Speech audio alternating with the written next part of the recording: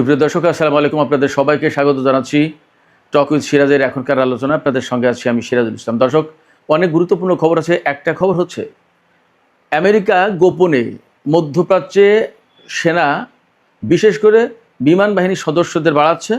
এর মূল পরিকল্পনা হচ্ছে ইরানের বিরুদ্ধে নতুন করে যুদ্ধ শুরু করতে পারে, এবং এই পরিকল্পনার আওতায় মধ্যপ্রাচ্যে বিভিন্ন দূতাবাসে খুব কম সংখ্যক লোক নিয়ে কোনো রকম কাজ চালিয়ে নিচ্ছে আমেরিকা। মূল টার্গেট ইরানের বিরুদ্ধে বড় যুদ্ধ করা।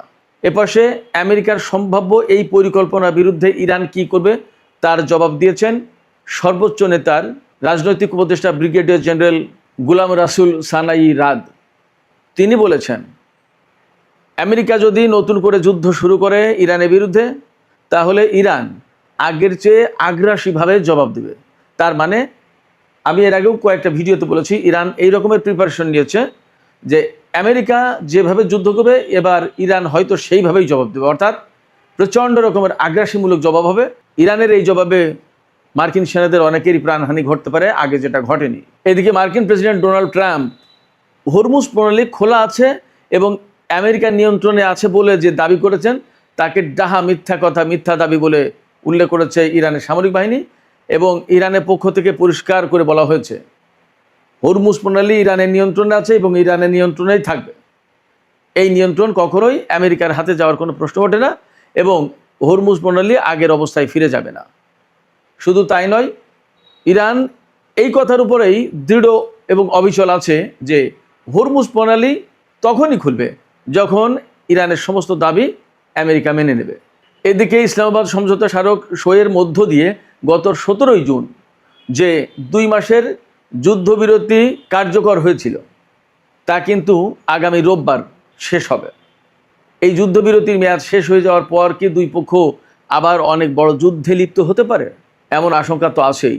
এই আশঙ্কাকে সামনে রেখে পাকিস্তানের পক্ষ থেকে নতুন করে কূটনৈতিক উদ্যোগ শুরু করা হয়েছে, এবং পাকিস্তানের স্বরাষ্ট্রমন্ত্রী মহসিন নাকভি তিনি কিন্তু অলরেডি ইরান সফর করেছেন। ইরানের পক্ষ থেকে কি বার্তা তিনি পেয়েছেন এবং তিনি কি বার্তা দিয়েছেন, সে কথা কিন্তু গুরুত্বপূর্ণ প্রশ্ন হয়ে আমাদের সামনে এই মুহূর্তে ঘুরপাক খাচ্ছে। তাহলে সামগ্রিকভাবে মধ্যপ্রাচ্যে কি অনেক বড় রকমের একটা সংঘাত হতে যাচ্ছে? এ প্রসঙ্গেই কিন্তু ইরানের পররাষ্ট্রমন্ত্রী আব্বাস আরাকচি বলেছেন, আমেরিকা যেন আগের চেয়ে বড় ভুল না করে। আগের চেয়ে বড় ভুলটাই বাকি। সুপ্রিয় দর্শক, এই সমস্ত প্রশ্নের উত্তর খুঁজবো আজকের এই ভিডিওতে। আশা করি আলোচনা ভালো লাগবে, এবং আলোচনা যদি ভালো লাগে তাহলে লাইক, কমেন্ট, শেয়ার করবেন এবং চ্যানেলটি সাবস্ক্রাইব করে সাথেই থাকবেন। আপনাদের সাবস্ক্রিপশন এই চ্যানেলটিকে তরতর করে সামনে এগিয়ে যেতে নিশ্চয়ই সহযোগিতা করবে। দর্শক, চলুন আমরা বিস্তারিত আলোচনা করি। রয়্যাল ইউনাইটেড সার্ভিস ইনস্টিটিউশনের গবেষক মাইকেল স্টিফেন তিনি আল জাজিরাকে বলেছেন, মার্কিন প্রেসিডেন্ট ডোনাল্ড ট্রাম্প একটা বিজয় খুঁজছেন। তিনি নিজেকে বা আমেরিকাকে বিজয়ী ঘোষণা করার চেষ্টা করছেন এবং যুদ্ধ থেকে বেরিয়ে যাওয়ারও চেষ্টা করছেন, কিন্তু সেই পথ তিনি খুঁজে পাচ্ছেন না। বাট সেই পথ হয়তো তিনি খুঁজে বের করতে চান, এবং এই পথ খুঁজে বের করার চেষ্টার অংশ হিসেবে মধ্যপ্রাচ্য অঞ্চলে নতুন করে সেনা, বিশেষ করে বিমান বাহিনীর সদস্যদের আনা শুরু করেছে। অর্থাৎ বিমান বাহিনীর সদস্যদেরকে তিনি আবার মধ্যপ্রাচ্য অঞ্চলে জড়ো করছেন। কেন তিনি জড়ো করছেন? মোটেই শান্তি সমাবেশের জন্য তিনি মার্কিন বিমান বাহিনীর সদস্যদের জড়ো করছেন না। তিনি বিভিন্ন সময় বিভিন্ন রকমের ফন্দি ফিকির, কৌশল, চেষ্টা, হিকমত, পরিকল্পনা যাই বলেন তা সবই করছেন। একবার এক এক রকমের চেষ্টা তদবির করে বড় একটা আঘাত আনতে চাইছেন ইরানের উপর তিনি, যাতে বড় আঘাতের মাধ্যমে ইরানকে একেবারে ধসিয়ে দিয়ে তিনি বিজয় ঘোষণা করতে পারেন। এই যে দেখো, আমরা ইরানের বিরুদ্ধে বিজয় হয়েছি এবং আমরা বিজয়ী শক্তি, আমরা যুদ্ধের অবসান ঘটালাম। এইরকম চেষ্টা করছেন ডোনাল্ড ট্রাম্পের। এই রকমের চেষ্টা প্রচেষ্টা এবং এই রকমের প্ল্যান বা তার কৌশল, তার চালাকি, চতুরতা যাই বলেন না কেন, সব কিছুই অনেক বিশ্লেষকের নজরে আছে, এবং আমার মতো ছোটোখাটো বিশ্লেষকও তা বুঝতে পারছেন। আমি অনেকবারই বলেছি, তিনি সহজে পরাজয় মেনে নেবেন না। কিভাবে আমেরিকাকে বিজয়ী ঘোষণা করা যায় তিনি সেই চেষ্টাই করছেন। এখন রয়্যাল ইউনাইটেড ইনস্টিটিউশনের গবেষক মাইকেল স্টিফেন এই কথা কিন্তু তিনি এখন বলছেন। ডোনাল্ড ট্রাম্প কোথায় আটকে গেছেন? ডোনাল্ড ট্রাম্প মূলত এই মুহূর্তে আটকে গেছেন হরমুজ প্রণালীতে। কোথায় তার পরমাণু কর্মসূচি বন্ধ করা, কোথায় ইরানের সরকার পরিবর্তন, কোথায় অন্য কিছু, এখন তিনি সবচেয়ে বড় বিপদে পড়েছেন হরমুজ প্রণালীতে। হরমুজ প্রণালী এমনভাবে চেপে ধরেছে ইরান যে সারা বিশ্বের অর্থনীতির চাকা এখন বন্ধ হয়ে যাওয়ার কাছাকাছি। এটা না যুদ্ধ করে খুলতে পারছেন ডোনাল্ড ট্রাম্প, না পরাজয় মেনে নিয়ে তিনি মধ্যপ্রাচ্য থেকে চলে যেতে পারছেন। এই অবস্থায় সবচেয়ে জটিল সংকটে পড়েছেন তিনি। কারণ পরমাণু কর্মসূচি বন্ধ করার সাথে ইরানের এবং আমেরিকার যে প্রশ্নটা ছিল সেটা হলো যুদ্ধ, পরমাণু স্থাপনায় হামলা করা, ইরানি কর্মকর্তাদেরকে হত্যা করা বা পরমাণু কর্মসূচি বন্ধের জন্য বিভিন্ন রকমের নাশকতামূলক কর্মকাণ্ড ইত্যাদি ইত্যাদি পরিচালনা করা। কিন্তু হরমুজ প্রণালী এমন এক বিষয় যেখানে যুদ্ধ করলেও বিপদ, না করলেও বিপদ। যুদ্ধ করলে পরিস্থিতি আরও খারাপ হবে, যুদ্ধ না করলে আমেরিকাকে পরাজয় মেনে নিয়ে সরে যেতে হবে। এর কোনোটাই আমেরিকার জন্য স্বস্তিদায়ক নয়। এই বিপদ থেকে মুক্তির কোনো পথ তিনি খুঁজে পাচ্ছেন না। এরই মধ্যে তিনি কিন্তু মেইলে জানিয়েছিলেন যে ইরানকে পরাজিত করার জন্য অপ্রচলিত পথ পদ্ধতি কী, হয়তো তিনি এখনও সেই পথের সন্ধান পাননি। আমার মনে হয় যে তিনি এত সহজে পথের সন্ধান পাবেনও না। আমেরিকা যদি গোপনে গোপনে ইরানের বিরুদ্ধে যুদ্ধের প্রস্তুতি নেয় এবং এত এত সেনা নতুন করে জমা করে, জড়ো করে মধ্যপ্রাচ্যে, এবং বলা হচ্ছে যে মধ্যপ্রাচ্যে যতগুলো মার্কিন দূতাবাস আছে তার প্রত্যেকটা দূতাবাসে একদম মিনিমাম স্টাফদের দিয়ে কোনো রকম চালিয়ে নেওয়ার চেষ্টা করা হচ্ছে। এর মূল টার্গেটটা কি? এর মূল টার্গেটটা হচ্ছে ইরানের সাথে প্রচণ্ড রকমের একটা বড় রকমের যুদ্ধ হবে। সেই যুদ্ধে ইরান তো চোখ বন্ধ করে এবার হামলা চালাবে, প্রতিরোধ করবে, প্রতিশোধ দেবে। এটা ইরানের পক্ষ থেকে ঘোষণায় দেওয়া হয়েছে। অতএব মার্কিন দূতাবাসগুলো আর মোটেই নিরাপদ থাকবে না, কারণ এবার অল আউট ওয়ার হবে, এক সর্বাত্মক যুদ্ধ হবে। যদি ব্যাপারটা তাই হয় তাহলে মধ্যপ্রাচ্যে মার্কিন দূতাবাসগুলোর কর্মীরাও কিন্তু নিরাপদ থাকবে না, তারাও মারা যাবে। এই রকমের অনাকাঙ্ক্ষিত মৃত্যু, অনাকাঙ্ক্ষিত হতাহতের ঘটনা এড়ানোর জন্য মার্কিন দূতাবাসগুলোর কর্মী অনেকটাই সরিয়ে নেওয়া হয়েছে, খালি করা হয়েছে। কিন্তু নতুন করে আবার বিমান বাহিনীর লোকজনকে আনা হচ্ছে, কারণ ইরানের উপর প্রচণ্ড রকম বিমান হামলা চালাবে। এইটা হলো তাদের মূল পরিকল্পনা। ব্যাপারটা যদি তাই হয় তাহলে ইরান কী করবে?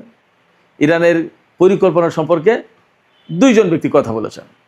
একজন হচ্ছেন তেহরান অ্যাপ্লাইড সায়েন্স ইউনিভার্সিটির প্রফেসর, আর একজন হচ্ছেন ইরানের সর্বোচ্চ নেতা আয়াতুল্লাহ সৈয়দ মুজতবা খামেনির রাজনৈতিক উপদেষ্টা ব্রিগেডিয়ার জেনারেল গোলাম রাসুল সানাই রাদ।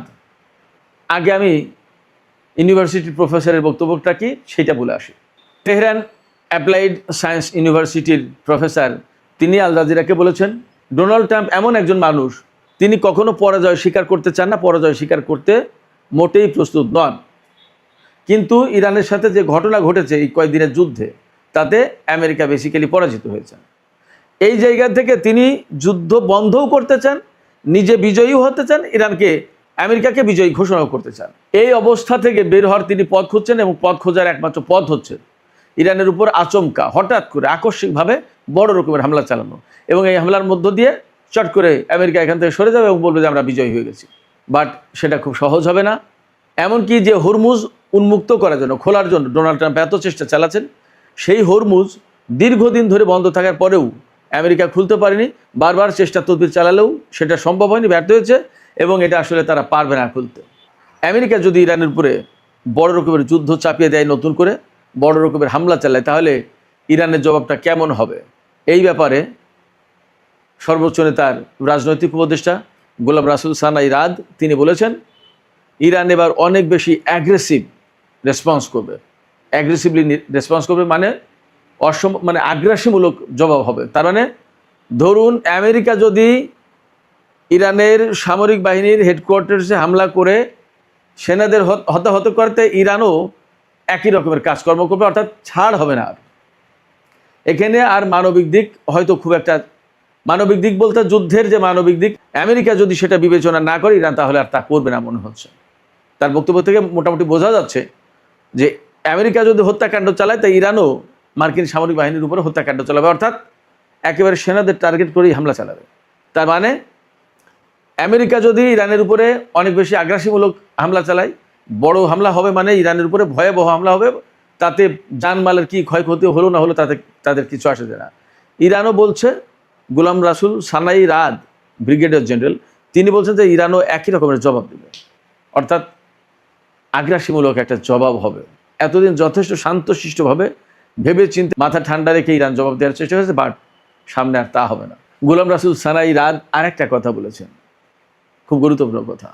সেটা হচ্ছে আমেরিকা ইরানের ভেতরে অর্থনৈতিক চাপ সৃষ্টি করে বিভাজন তৈরির চেষ্টা করছে, অর্থাৎ বিপ্লবপন্থী, সংস্কারপন্থী, অমুকপন্থী, তমুকপন্থী, সরকারপন্থী, রাহবারপন্থী, বিভিন্ন রকমের পন্থী বানানোর চেষ্টা করছে এবং একটা বিভাজন সৃষ্টি করার চেষ্টা করছে, যাতে 2 গ্রুপ, 3 গ্রুপ, 4 গ্রুপ, 5 গ্রুপ হয়ে যায়।